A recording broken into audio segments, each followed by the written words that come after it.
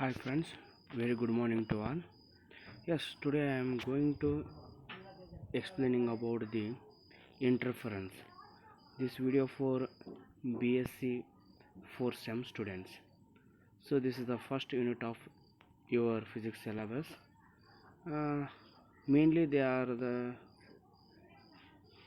interference due to division of wavefront, freshness by prism, and determination of wavelength of monochromatic light, and whatever seeing or watching on this slide we can see that these are the following syllabus. So next I want to tell about what are the basic things in this video, that is you have to know about wavefront. This topic already studied on PUC second year wave optics, so we all are know about that. In steady water or a calm water, when you fall on that water by stone or any object, automatically waves are produced, so circularly we can see in the slide. So they are same distance and everywhere in all direction moving in the same distances. So this is the, we can call it as a wavefront. So we can see that the surface which envelopes the particle that are in the same state of vibration is not a wavefront. They having a vibrations, they moving, produces the first wave, produces the second waves, and again second waves, it act as a wave front, and second wave again produces third. So the waves are moving in some distances. This is a wave front. Next I want to know about definition of this wave front. So we can see the first one: when a stone dropped on a calm surface of water, the water molecules at the point of impact where it is reaches on the water level, so automatically it will be vibrate. These vibrating spread outward in the surface of water in the form of circular ring, so as shown in the figure. So all the particle of on a circular ring are in the same state of vibration. So these things we can see that. So define wavefront. How can you define this wavefront? It is a locus of the point of constant space. It is a locus of a point of constant speed, not a speed or a phase, or it is a surface of constant plane. So I will show that one second.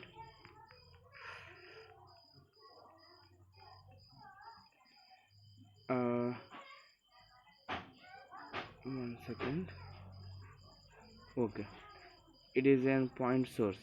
So ultimately this light source emit the light in the form of wave. So it may move in upward or it may horizontal, downward, in any direction. So if I make it circle on the all the crust, you all are know about crust, that is like that. So top level crust and trough.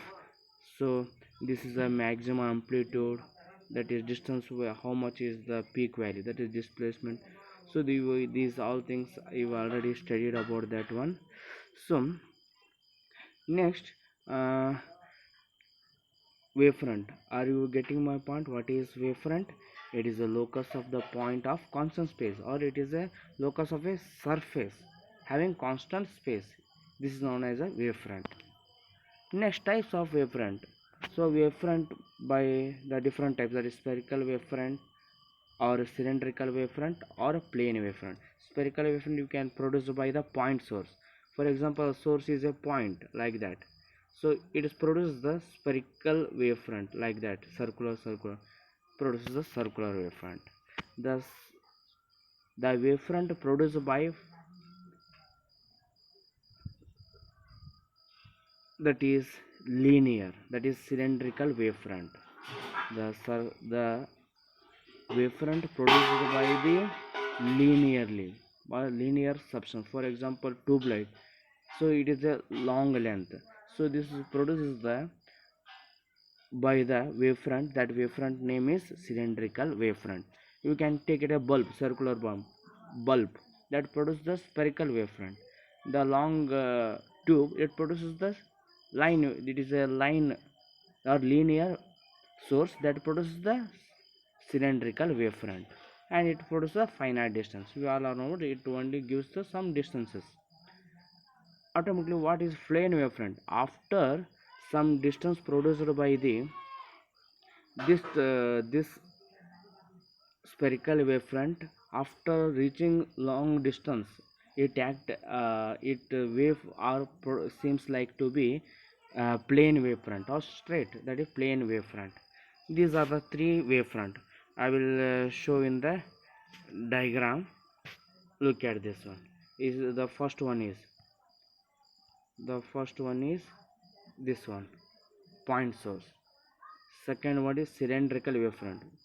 Before only told it is a long, so first point I consider it is act as a spherical wavefront. It is also spherical. I join this point to this point, automatically it acts as a cylindrical. This the wavefront produced by the linear sources, that is a cylindrical wavefront.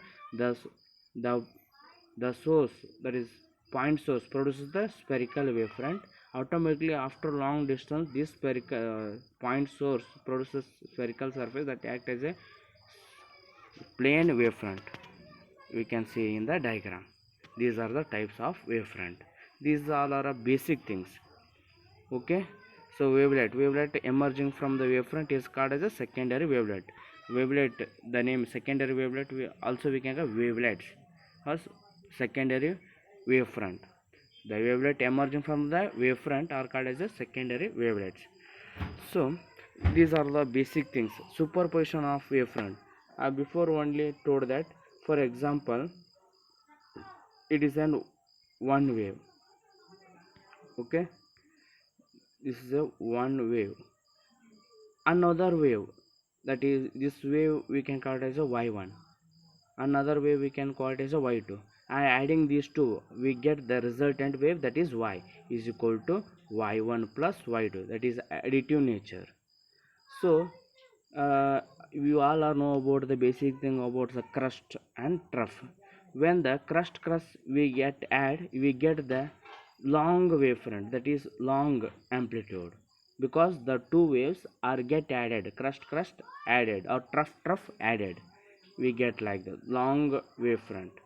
Okay, but when the crust falls on the trough or a trough falls on the crust, automatically the zero resultant we will get, because the one of the crust is falls on the trough or trough is falls on the crust. Automatically when the same crust is added, we will get the maximum amplitude.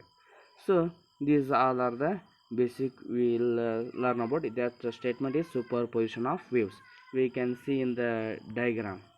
Okay, see that one statement. So when a number of waves of same nature are superimposed, that is added, superimposed, the resultant displacement of the point of suspension or superposition equal to vector sum. I already told that, that is super sum of the displacement of all the waves. If have one wave, that is y1, second wave y2, y3, so on. So then the resultant displacement y is equal to y1 plus y2 plus y3. So we can see in the diagram. This one, this is a crust, this is a trough. Automatically y1 minus y2 we are subtracted. So what about you all are, the discussion is the main chapter is, or main discussion of BSc first topic is interference. So now we will start about interference of light. So interference of light is a phenomenon of redistribution of light energy due to superposition of two or more light wave. So one or two more wave or light wave. So light is a form of wave. We already in secondary chapter or second PUC secondary syllabus you will study about dual nature of light. Light is behave as a particle nature and also wave nature. Now we will in this topic wave optics, light is behave as a wave nature. So automatically two or more wave are superimposed. When they are interactive with, we will get the resultant or redistribution of light energy. Some basically incident light energies, and another it will interact with some by using the Young's double slit experiment. When they are interaction, we will get interference, we get the bright and dark fringes. what is fringe width, what is the fringes, we'll learn about again. So what is the interference of light? Interference of light means it is a phenomenon of redistribution of light energy. How can it will be redistribution? Due to by the help of two or more waves are superimposed, superposition. So that will happens by two or more waves. So there are two types of waves, that is constructive interference, destructive interference. Constructive interference, how we can get the constructive interference? That is one wave, that is one crust falls on the another crust or a trough, then when do we get the constructive interference? How can we get the destructive interference? That is crust falls on the trough or a trough falls on the crust. So we can see in the slide, that is when crust of one wave falls on crust of other, or trough of one wave falls on the trough of the other wave. So the displacement we get added automatically according to superposition of principle, they are get added. So is known as a constructive interference. At the point of constructive interference, intensity of resultant wave is automatically, intensity will be get increased because of crust, because of trough, crust of one wave and crust of another wave, they are get added, superimposed.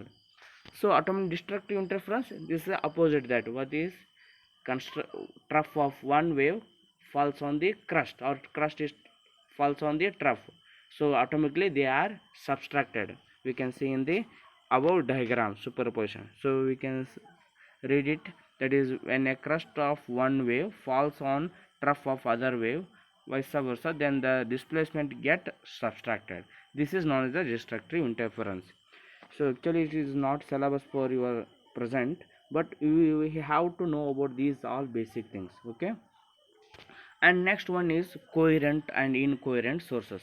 What is incoherent sources? Because the name itself also incoherent, because these are the source, by the help of the light it also source flow, like that. So source, these are the source of light which emit the light of wave different wavelength and having different phase. So phase the learn you already, phase, that is angle, the and path difference, or it may wavelength and frequency, they are different. So which source having a different wavelength and different phase difference, so different phase, different frequency, automatically it this source we can call it as a incoherent source. We can take it as a 240-watt monochromatic bulbs. So this is the best example for that. So what is coherent source? So it having should be have same frequency, same wavelength and same phase difference or constant phase difference. So that kind of source we can call it as a coherent source. Read it, these are the source of light which emit the light have waves of same wavelength, which source gives the same wavelength, same phase difference or constant phase difference, that kind of source we can call it as a coherent source. For example, Young's double slit experiment or Young double slit, that one. So we'll learn about by diagrammatically, we can see this one. So this is slit S1. So in first it consisting of only one, that is S1. So only one source. I placed one slit. I make it small gap here and that is S1 and S2, and they are kept in a small distance. Automatically the light comes here or incident on S1 and light comes here also S2, automatically it act as a sources. So they emit the light, so we can see the waves in the form like that, okay? So it is a main source. I keep it in a small distance, so B and C we can see that is a slits. Slit, what is slit? There is a long rod, linear rod, there is a gaps inside that rod and it acts as a slit, and this gap it acts as a source because they are emitting the light or taking the light from the source and it and emit the light to on the screen.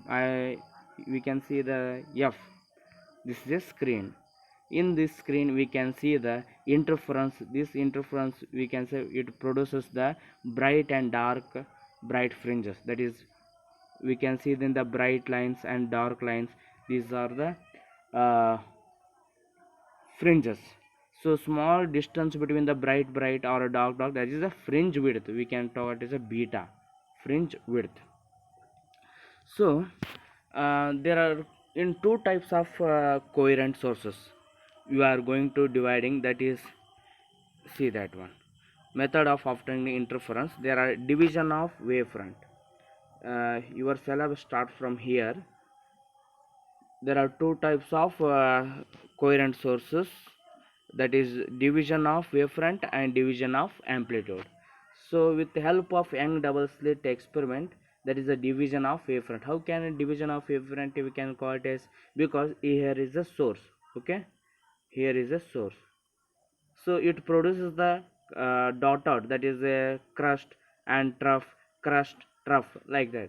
And after there is a slit, okay, here two slits, s1 is small distance.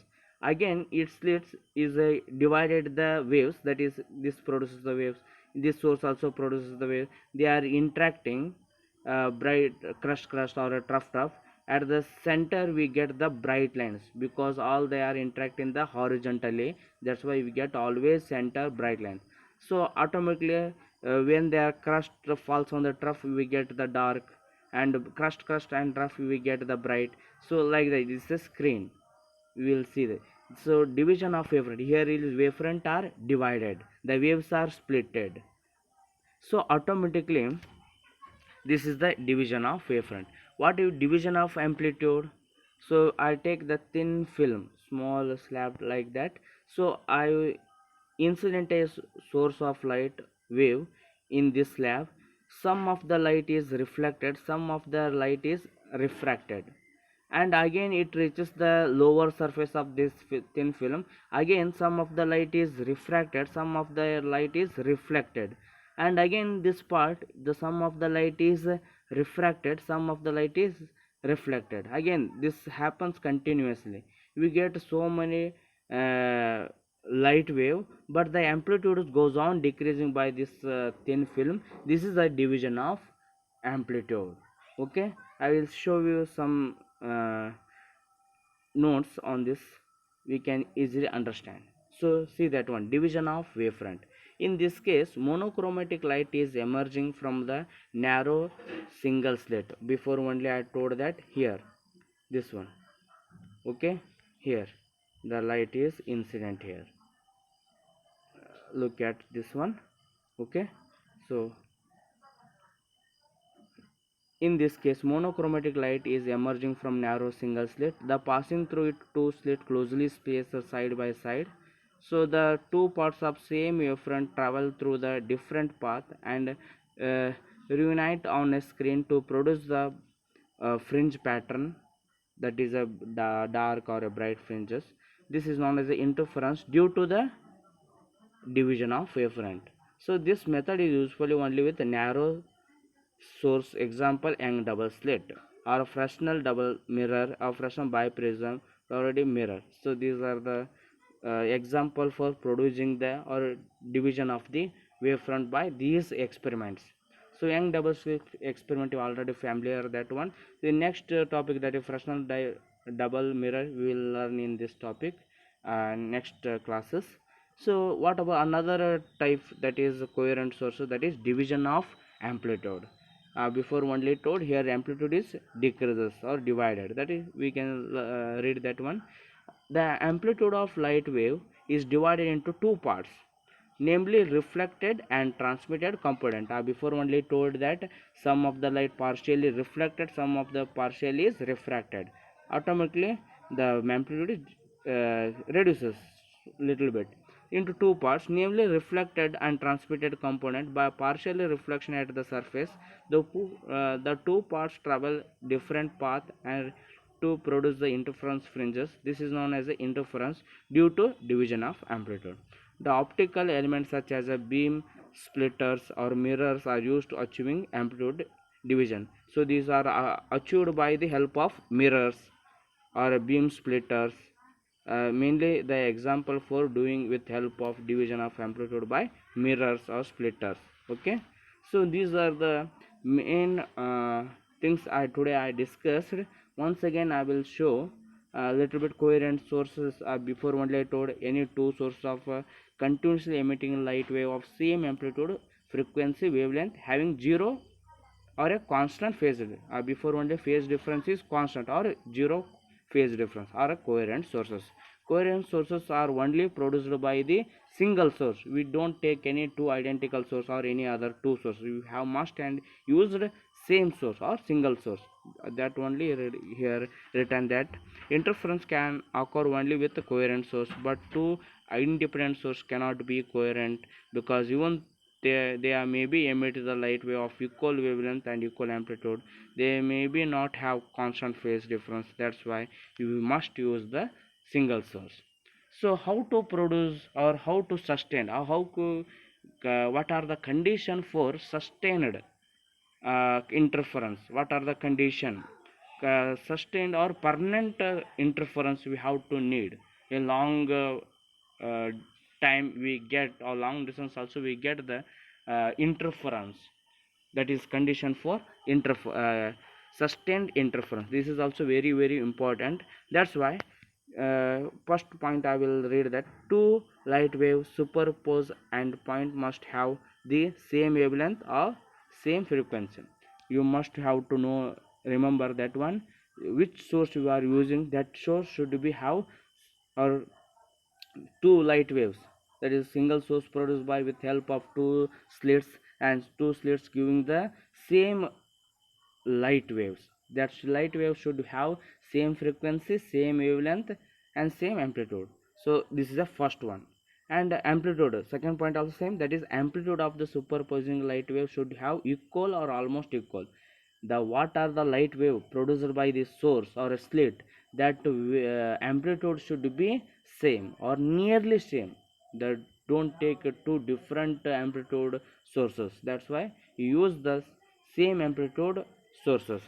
Next, third one, two light waves superposing at a uh, point should either have the same phase or have the constant phase difference. Now before only told that the phase difference or a constant phase should be how to be there to get the sustained interference. Sustained interference we want to get by with help of doing the two wave having the same phase or a constant phase difference. What about fourth point? The two source emitting light waves should have very narrow. Uh, the two source emitting light wave should have very narrow. The source produced they are very close. Or for example, S1 and S2, two slits are be there. They are very close. Don't take it too much long distance from S1 and S2 two slits. They should be very close to that. Here we can see that in diagram. Here two sources, we keep it in very close. Next, the sources emitting light wave should be very close to each other. Fifth one already I shown that the two sources emitting light wave should be very close, narrow, and also the source emitting light wave very close to each other. So these are the condition for sustained interference or condition for permanent interference. So this is also very important. So these are the basic. We have to write and make it notes. Do you have got any queries or doubts? We can ask in when college start, or when we can contact with by help of phone or call. So please note this point and read it carefully, and do we can ask any questions regarding about if you not understand the topic. Thank you for watching. I hope you are understand what I discussed.